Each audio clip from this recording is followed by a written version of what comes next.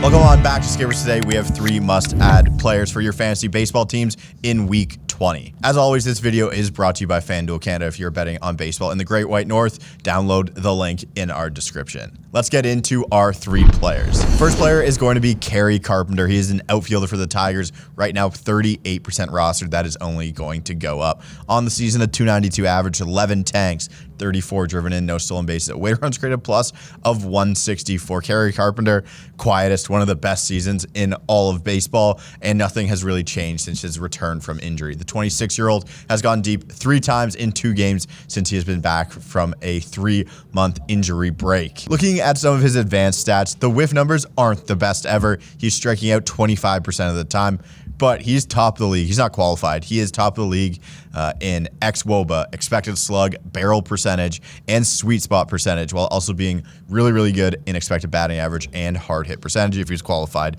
obviously he'd be top of the league in those. Looking at a Chris Towers article, Carpenter's injury back in May came at the worst possible time, as he had homered in 3 of his last 7 games before he went on the IL with the back injury that cost him 3 months. If you just look at the numbers, his OPS up to 962.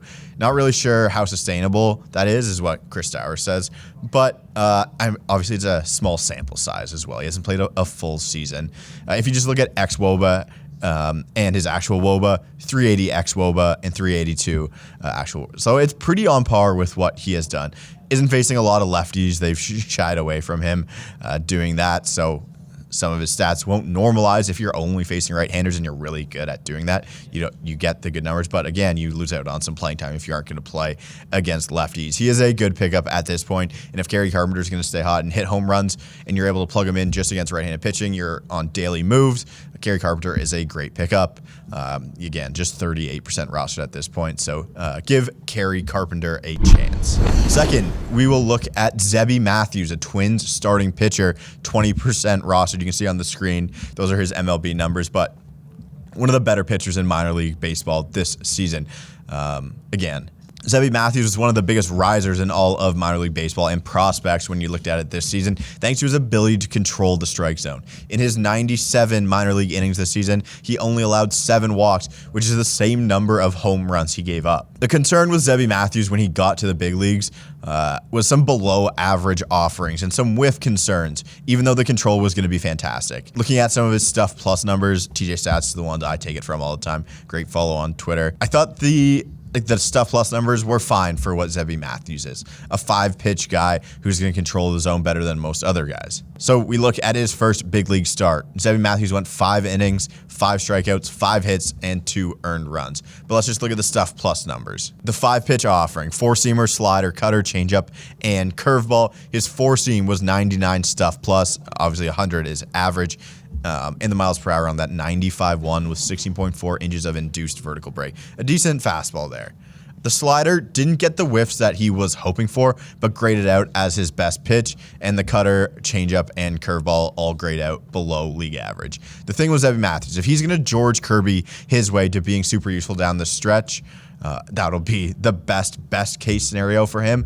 But again, finding some swing and miss in his game will be the best thing because he has good pitches. He has a great ability to command the strike zone. But if you're going to make mistakes, major league hitters are going to punish it way more than minor league hitters are. I think he's a great arm as well. I'm going to be giving Zebby Matthews a chance. And listen up for those category league guys. Sir Anthony Dominguez, a relief pitcher for the Orioles, is 11% rostered and seems to be closing games for the Orioles right now. On the season, 3-2 with 3 saves, a 4 ERA, 50 strikeouts in 45 innings pitched. Just looking at his Yahoo write-up, Dominguez got the call to guard a 3-run lead in the final frame and immediately walked Andres Chaparro, 9 pitches to open the frame, but struck out Luis Garcia. Kyber Ruiz got into a game-ending double play. He appears to be Baltimore's primary stopper at the moment, collecting a pair of saves since last weekend.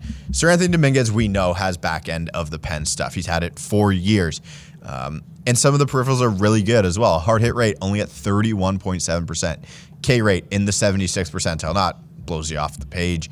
XBA, average exit velocity, over the 90th percentile as well. The slider is a fantastic pitch that he throws 40% of the time. Has a 188x WOBA on that and a 40% whiff rate. And again, the fastball plays at 99, 98, 100 like he always has.